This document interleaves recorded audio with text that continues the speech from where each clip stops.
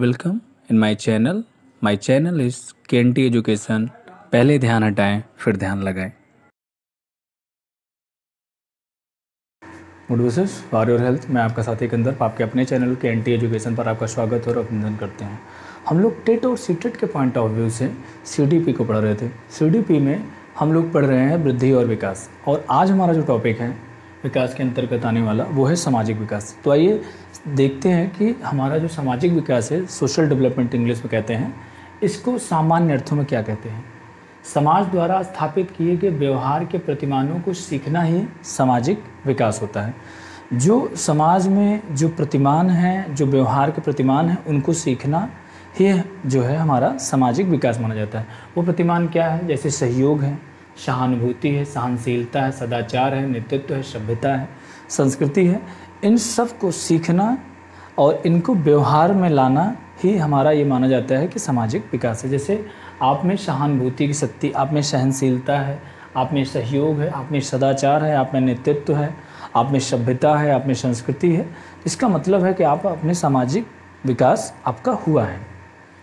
NCERT क्या कहती है सामाजिक विकास के विषय में कि समाज द्वारा स्थापित या बनाए गए नियम या कानून का पालन करना ही सामाजिक विकास है। मतलब जो समाज द्वारा स्थापित किए गए नियम और कानून हैं, उनका पालन करना ही हमारा सामाजिक विकास होता है। सोरेंस ने क्या कहा कि एक व्यक्ति द्वारा अपने साथ दूसरे व्यक्ति का विकास करना ही सामाजिक विकास है। मतलब सोरेंस की बात मुझे इतनी अच्छी लगती है कि एक व्यक्ति द्वारा अपने साथ दूसरे व्यक्ति का विकास करना ही सामाजिक विकास है। यदि सपोज दैट कि आप एक बहुत ही सफल व्यक्ति हैं और आप अपने साथ अपने भाई, बंधु, रिलेशंस या किसी अन्य ऐसे शख्स को भी विकसित किया और उसे सफल बनाया, इसका मतलब है कि आपका सामाजिक विकास हुआ है। यहाँ पे आज के समय में तो लोग सफल हो जाएं तो अब दूसरों को सफल करना तो बहुत दूर की बात है। दूसरे असफल कैसे हों, इसमें वो पूरा बढ़ चढ़ के काम करते हैं। तो ऐसा सोरेंस का मानना नहीं है, या ऐसा सामाजिक विकास नहीं। ये तो सामाजिक विकास के उल्टा हो रहा है कि अगर आप सफल हैं कि दूसरा सफल ना हो सके, इसकी आप प्रवृत्ति रखते हैं, तो इसका मतलब आपका सामाजिक विकास नहीं हुआ है। और एक बात तो मैं पहले ही बता दूं कि जिसका सामाजिक विकास नहीं हो उसका भाई मानसिक विकास भी नहीं होगा, उसका शारीरिक विकास भी नहीं हुआ है और उसका संवेगात्मक विकास नहीं हुआ। हरलाग महोदया ने क्या बोला, ये जो है श्रीमती विक्टोरिया हरलाग है, इन्होंने क्या कहा कि एक व्यक्ति सामाजिक प्रत्यक्षाओं के अनुकूल व्यवहार करने की क्षमता रखता है, वही सामाजिक विकास है। सही बात, जो यहाँ ऊपर लिखा था कि सामाजिक जो प्रतिमान है, अगर उसके अनुकूल आप अपने को ढाल लेते हैं तो इसका मतलब है कि आपका सामाजिक विकास हुआ है। अब हम ये तो एक रही जनरल बातें सामाजिक विकास के। अब ये देखते हैं कि एक जो बच्चा हुआ है वो ना तो सामाजिक है ना तो असामाजिक है। अब उसे कैसे हम सामाजिक व्यक्ति बनाएं ताकि वो असामाजिक ना बने। और अगर वो सामाजिक व्यक्ति बनता है तो सोरेंस की परिभाषा का काम करेगी कि एक व्यक्ति द्वारा अपने साथ दूसरे व्यक्ति का विकास करना ही सामाजिक विकास है। अगर उसका अच्छे से सामाजिक विकास हो गया तो वो किसी और का भी सामाजिक विकास कर देगा और उसको भी सफल बनाने में बहुत मदद करेगा। तो आइए समझते हैं कि शैशवावस्था में सामाजिक विकास क्या होता है। शैशवावस्था के सामाजिक विकास की बात की जाती है कि शैशवावस्था में हमारा सामाजिक विकास बच्चे का किस तरह होता है। सामाजिक विकास शैशवावस्था में सबसे बड़ी लाइन यहाँ पे मैंने लिखा हुआ है, पढ़े लिखे सबसे नीचे, कि जन्म के समय शिशु ना तो सामाजिक होता है और ना ही असामाजिक। ये क्रो वैज्ञानिक ने लिखा था कि जो जन्म के समय बच्चा ना तो सामाजिक होता है और ना ही असामाजिक। इसका मतलब ना ही तो वो सोशल पर्सन होता है और ना ही एंटी सोशल। अब दूसरी बात ये होता है कि अरस्तु की एक बहुत बड़ी लाइन है कि मनुष्य एक सामाजिक प्राणी है। मनुष्य बिना समाज के सर्वाइव कर पाना उसके लिए बेहद मुश्किल है। तो बच्चा असामाजिक है और सामाजिक, इन दोनों के बीच में उसे सामाजिक बनने के लिए क्यों ज़रूरत है, ये अरस्तु ने पहले किया क्योंकि वो सामाजिक प्राणी ही है।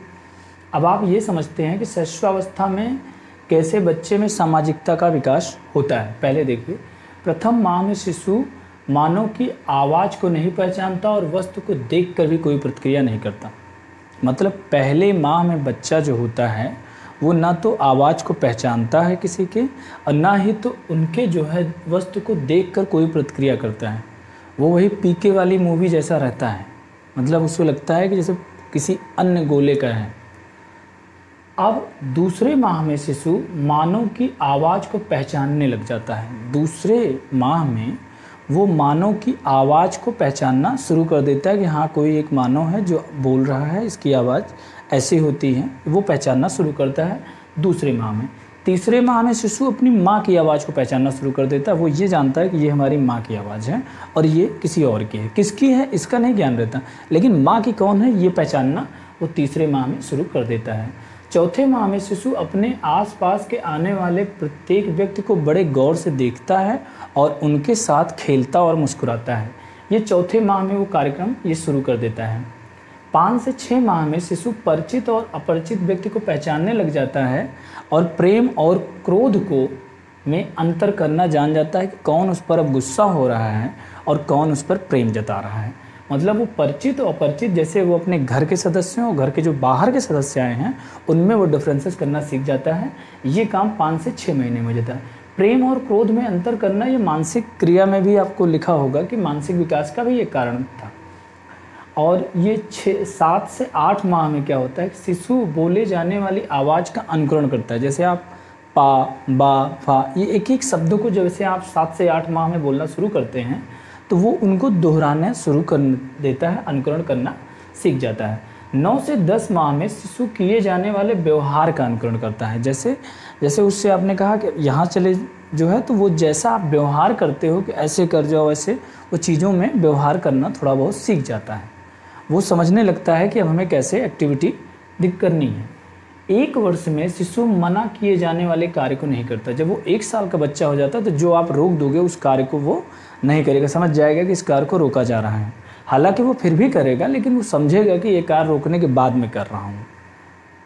2 वर्ष में क्या है कि शिशु परिवार का सक्रिय सदस्य बन जाता है। 2 साल तक बच्चा घर का सक्रिय सदस्य बन जाएगा, सबके पास चिन्हना पहचानना, परिचित अपरिचित सबको जानने लगेगा अच्छे से। ये तो 5वें माह में ही परिचित अपरिचित का सीन हो गया था, तो 2 साल का हो गया, पूरी तरह से घुल मिल गया। 3 साल में क्या होता है कि शिशु मोहल्ले और घर के बच्चों के आसपास खेलना संबंध कर देता है और यहीं से वास्तविक रूप से सामाजिक संबंधों की नींव पड़ती है। जब वो बच्चा अपने घर में रहने वाले बच्चों के साथ खेलना और मोहल्ले के लड़कों के साथ खेलना शुरू कर देता है तीसरे वर्ष से, तो यहीं से सच्चे मायने में सामाजिक विकास होता है और उसके सामाजिक संबंधों की नींव पड़ती है। चौथा वर्ष में क्या करता है कि शिशु का व्यवहार आत्म केंद्रित होता है। भले वो खेलना शुरू कर दिया है पर वो जानता है कि ये खिलौना मेरा है। तो चौथे वर्ष तक, मतलब चौथे वर्ष में वो आत्म केंद्रित व्यवहार करता है कि नहीं ये सामान मेरा है, मैं इसे नहीं दूंगा। तो एक तरह से ये कह सकते हैं कि ये चीज़ें उसकी असामाजिकता को प्रदर्शित कर रही है, लेकिन फिर भी वो कम से कम असामाजिक तो हुआ, सामाजिक तो होगा लेकिन पहले असामाजिक तो हुआ। आत्म केंद्रित होता है, उसे वस्तु अपनी है तो ये मेरी है, तुम्हें नहीं देना खेलने को। 5वें वर्ष में क्या है कि किसी वस्तुओं का आदान प्रदान करना सीख जाता है। वो जानता है कि भाई ऐसा करो कि आज मेरी तुम फुटबॉल ले लो और मैं आपका छोटा सा जो मोबाइल है चल छैया वाला बजता है वो मैं ले लूँगा। हालांकि वो एक टाइम पीरियड में था जो छोटे छोटे बच्चे रखते थे, अब तो ये बड़े वाले जो स्मार्टफोन हैं वही लॉन्च ही कर रहे हैं। तो यहाँ तक आपने ये देखा। और यहाँ पे जन्म के समय शिशु ना तो सामाजिक और ना ही असामाजिक होता है। इसको क्रो एंड क्रो, एडिल क्रो और एलिल क्रो, ये 2 भाई थे। इन्होंने बहुत शोध किया इन सब पे, विकास में किया, अधिगम में किया, कई फील्डों में काम किया इन्होंने। अब हमारा जो अगला पॉइंट आता है वो आता है कि बाल्यावस्था में हमारा सामाजिक विकास और क्या बढ़ेगा और वहाँ से हम कैसे अपने मूल्यों को प्राप्त करेंगे। तो आइए बात करते हैं बाल्यावस्था में सामाजिक विकास की, कि बाल्यावस्था में सामाजिक विकास बालक का कैसे होता है। यहाँ पे 6 से 12 वर्ष बाल्यावस्था में आता है। तो आप इसमें 2-3 पॉइंट मेंशन होता है कि इसी दौरान बालक विद्यालय जाना प्रारंभ कर देता है और यहीं से अपने आप को नए वातावरण में समायोजित करने की शक्ति प्राप्त करता है। विद्यालय कार्यक्रमों में भाग लेना प्रारंभ करता है। बालक का सर्वाधिक विकास क्रीड़ा स्थल में होता है। नेक्स्ट लाइन यही है, सर्वाधिक प्रभाव क्रीड़ा स्थल में। क्रीड़ा स्थल के दौरान वो टीम बनाता है, गेम को खेलता है, गेम में जीतने की रणनीति बनाता है और यहीं से उसका असली सामाजिक विकास का नींव पड़ती है और अच्छे तरीके से। किशोरावस्था में जो सामाजिक विकास है वो ये है कि जो हमारा सहयोग, सहानुभूति, सहनशीलता, सदाचार, नेतृत्व, सभ्यता, संस्कृति है, इन सब का पूर्ण विकास हो जाता है। भले ही इनकी गति कम या ज़्यादा है, हो सकता है सहयोग की भावना ज़्यादा हो, सहानुभूति कम हो, सहानुभूति ज़्यादा हो, सहनशीलता कम हो, सहनशीलता ज़्यादा हो, सदाचार कम हो, नेतृत्व की अधिक शक्ति हो, सदाचार कम हो, लेकिन ओवरऑल पूर्ण विकास इन सब चीज़ों का हो ही जाता है उसमें। अब ये बात करते हैं, जो सबसे बड़ा मेजर पॉइंट ये है कि सामाजिक विकास को प्रभावित करने वाले कारक, अगर ये कारक ना हो तो ये बात तय है कि इतनी सारी क्रियाओं को होने के बाद हर व्यक्ति का सामाजिक विकास पूरी तरह से उतना ही हो जितना सबका होना चाहिए। वंशानुक्रम जेनेटिकली बहुत बड़ा असर पड़ता है। अगर कोई व्यक्ति का शुरू से सामाजिक रहा है तो उसके लड़के में भी ये चीज़ें, गुण जेनेटिकली कुछ आते हैं। कोई हमेशा से असामाजिक रहा है, दूसरों की तोड़फोड़ करने में ज़्यादा इंटरेस्टेड ले रहा है, किसी के यहाँ पहुँच रहा है तो उसके यहाँ लड़ाई शुरू करा दे रहा है। हर तरह से जैसे भी आप समझ लीजिए कि पहुँचने पे उनके लोग डरने लग रहे हैं कि अब हो गया, कुछ भी हो सकता है। तो मतलब इस तरह से वातावरण का क्रमबद्ध क्रम आते जाते हैं। आपके भी गांव, घर, इलाका, क्षेत्र में ऐसे लोग मिलते होंगे जिनका कार्य ही यही है। वो सभी जेनेटिकली होते हैं, उनके पिता भी वही करते थे, वो भी वही कर रहे हैं, उनके लड़के भी करेंगे। तो कहीं ना कहीं जेनेटिकली वो पास भी कर रहे हैं और वातावरण से सिखा भी रहे हैं उनको। वातावरण को देखिए तो परिवार, आस पड़ोस, समाज और विद्यालय, इन सब का बहुत बड़ा असर पड़ता है समाज में। भाई घर, परिवार में, अगर परिवार में सहयोगात्मक रवैया है तो व्यक्ति में जो सामाजिक विकास होगा वो सहयोग होगा। यदि उस घर के व्यक्ति सहनशील हैं तो सहनशील होंगे। अगर वहाँ पे सहानुभूति की प्रक्रिया है तो उस घर के अगर सीनियर्स जो है परिवार के सदस्य सदाचार हैं, सहनशीलता रखते हैं, नेतृत्व की शक्ति है, लीडरशिप करते हैं, तो वो ऑटोमेटिक बच्चों में ट्रांसफ़र होती जाएगी। उनको देखते देखते ये वातावरण का प्रभाव है। आसपास से वो आसपास के क्षेत्र में, मोहल्ले में देखते हैं कि लोगों का ये रहता है। शहर में किसी लिए तो आते हैं कि लगता है कि गांव के लोग पढ़ते कम हैं, घूमते ज़्यादा हैं, टहलते, तो शहर में जाते हैं। वो तो बाद में पता चलता है कि शहर में तो उससे भी ज़्यादा ख़राब है। तो माहौल, आसपास पड़ोस का तो बहुत बड़ा असर करता ही है। तो समाज, कैसे समाज में आप रह रहे हो। अगर आप उच्च श्रेणी के समाज में रहो तो आपका उस तरह से सामाजिक विकास होता है। आप निम्न समाज में रह रहे हो तो आपका निम्न थॉट रहते हैं, निम्न विचार होता है, उस तरह से आपका सामाजिक विकास होता है। विद्यालय का भी बहुत बड़ा असर पड़ता है आपके सामाजिक विकास पे। आप बड़े विद्यालय, अच्छे विद्यालय से सेंस मेरा कोई उनके ढांचा से नहीं है, उनके नैतिक मूल्यों से मैं बात कर रहा हूँ। तो जहाँ पे ऐसे अच्छे विद्यालय हैं वहाँ से आप अच्छे सीखेंगे, जहाँ पे ऐसी चीज़ें नहीं हैं वहाँ पे अलग हैं। आजकल देखने में बड़ा ताजुब लगता है, देखते हैं जबकि 5-5, 6-6 क्लास में पढ़ने वाले लड़के सिगरेट पीते रहते हैं, तंबाकू खाते रहते हैं। तो लगता है कि इनका सामाजिक विकास आस पड़ोस से हुआ कि परिवार से कराया गया कि समाज से हुआ कि विद्यालय से। ये बड़ा सोचनीय विषय रहता है। शारीरिक, संवेगात्मक, संज्ञानात्मक या मानसिक। शारीरिक विकास अगर किसी का नहीं है तो उसका सामाजिक विकास भी नहीं होगा। संवेगात्मक विकास उसका नहीं, अगर इमोशंस उसके कंट्रोल नहीं कर पाता है। मैंने बताया कि बाल्यावस्था में बताया था कि बाल्यावस्था में दौरान में कोई लड़के होते हैं बहुत पैनिक हो जाते हैं, तो वो उनका ऐसे उनके समाज में भी वही असर पड़ता रहता है। संज्ञानात्मक विकास एवं मानसिक, ये तो बहुत बड़ा फैक्टर है। अगर किसी कोई मेंटली ही डेवलप नहीं है तो क्या सामाजिक होगा। तो इन तीनों फैक्टर का असर मैंने पहले भी बताया है कि ये जो 4 फैक्टर हैं जिसमें संवेगात्मक और सामाजिक, ये दोनों एक ही हैं। आप ध्यान से समझिए, संवेगात्मक और सामाजिक दोनों का एक समन्वय, एक कंपोनेंट को रिप्रेजेंट, एक घटक बनाते हैं। और शारीरिक और मानसिक एक, तो कुल मिला के 3 है। लेकिन हम यहाँ पे डिफाइन करके अलग अलग पढ़ रहे हैं, तो कि समाज को अच्छे से समझ लिया जाए, संवेग को अच्छे से समझ लिया, तब हम कोरिलेट कराएं। ये ना हो कि आप समाज को समझ गए, संवेग समझ नहीं पाए, तो इसलिए हम दोनों को अलग अलग पढ़ा रहे हैं। तो संवेग और संज्ञान का बहुत बड़ा असर पड़ता है सामाजिक विकास में। सामाजिक भेदवर्ग, अगर समाज में ज़्यादा भेदवर्ग है तो इसका भी सामाजिक असर पे देखते हैं आप हमारे इस भारतवर्ष में इसका जो वातावरण पे, जिसका समाज पे असर पड़ा है, मुझे लगता है कि सामाजिक भेदवर्ग का सबसे ज़्यादा असर पड़ा है हमारे भारतवर्ष में।